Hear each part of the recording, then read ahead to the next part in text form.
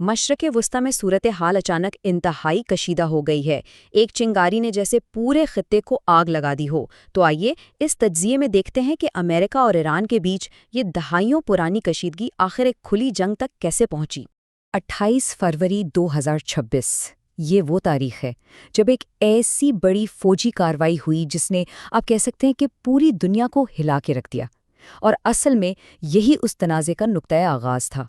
تو سوال یہ ہے کہ آخر ہوا کیا تھا؟ اس حصے میں ہم ذرا تفصیل سے دیکھیں گے کہ وہ پہلا حملہ کون سا تھا جس نے اس پورے بحران کو جنم دیا۔ دیکھیں، یہ کوئی عام حملہ نہیں تھا، یہ ایک مشترکہ امریکی اسرائیلی آپریشن تھا، اور اس کا نشانہ صرف ایران کا فوجی ڈھانچہ نہیں تھا، بلکہ انہوں نے سیدھا اس کی اعلیٰ ترین قیادت کو ہی ختم کر دیا۔ سوچیں، سپریم لیڈر علی خامنئی اور ان کے ساتھ 40 سے زیادہ سینئر حکام سب مارے گئے۔ اچھا، ان آپریشنز کے نام بھی بڑے دلچسپ ہیں۔ امریکی محکمہ دفاع نے اپنی کارروائی کو نام دیا آپریشن ایپک فیوری، یعنی عظیم قہر۔ وہیں دوسری طرف اسرائیلی فوج نے اسے آپریشن رورنگ لائن کہا، یعنی دہاڑتا ہوا شیر۔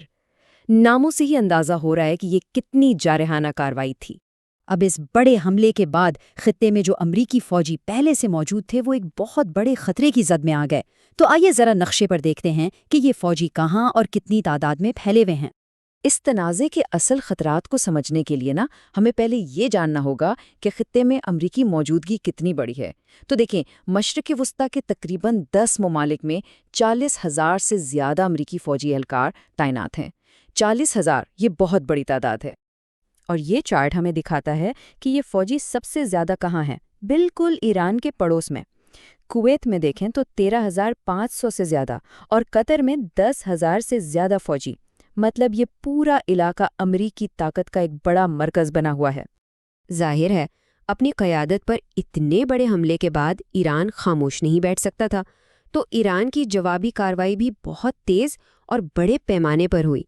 تو یہاں اہم سوال یہ ہے کہ تہران نے جواب کیسے دیا اور انہوں نے کس کو اپنا نشانہ بنایا؟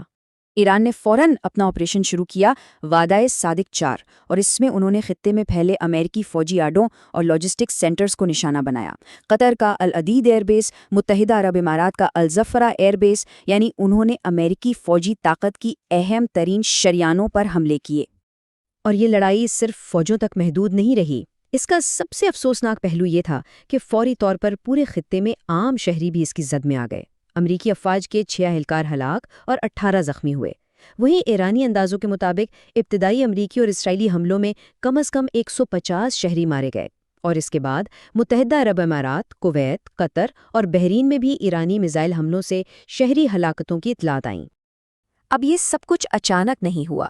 تشدد کا یہ جو دھماکہ ہم دیکھ رہے ہیں، یہ اصل میں دہائیوں پرانی دشمنی کا نتیجہ ہے۔ چلے ذرا اس ٹائم لائن پر نظر ڈالتے ہیں۔ یہ ہمیں دکھاتی ہے کہ کیسے مداخلت، انقلاب اور پھر بڑھتے ہوئے تنازع کی ایک لمبی تاریخ ہے۔ 1953 میں CIA کی حمایت سے بغاوت، پھر 1979 کا انقلاب، 2015 میں ایک امید بنی جوہری معاہدے کی، لیکن پھر 2020 میں قاسم سلیمانی کی ہلاکت، اور اس کے ٹھیک بعد 2025 میں ایرانی جوہری تنصیبات پر حملہ۔ مطلب ہر ایک واقعے نے آج کے اس بحران کی بنیاد رکھی۔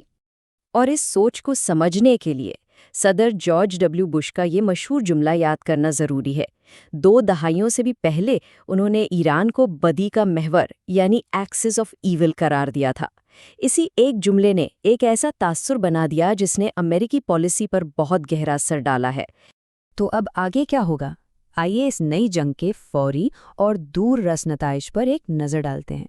اس جنگ کا ایک بہت ہی دلچسپ پہلو ہے، اور وہ ہے ہتھیاروں کی قیمتوں میں زمین آسمان کا فرق۔ دیکھیں، ایک امریکی ٹوموہاک میزائل کی قیمت $30 لاکھ تک ہو سکتی ہے، جبکہ دوسری طرف ایک ایرانی شاہد ڈرون صرف $30,000 کا ہے۔ اس کا سیدھا مطلب یہ ہے کہ ایران بہت کم قیمت پر بہت زیادہ دیر تک لڑ سکتا ہے، اور یہ امریکہ کے لیے ایک بہت بڑا اسٹریٹجک چیلنج ہے۔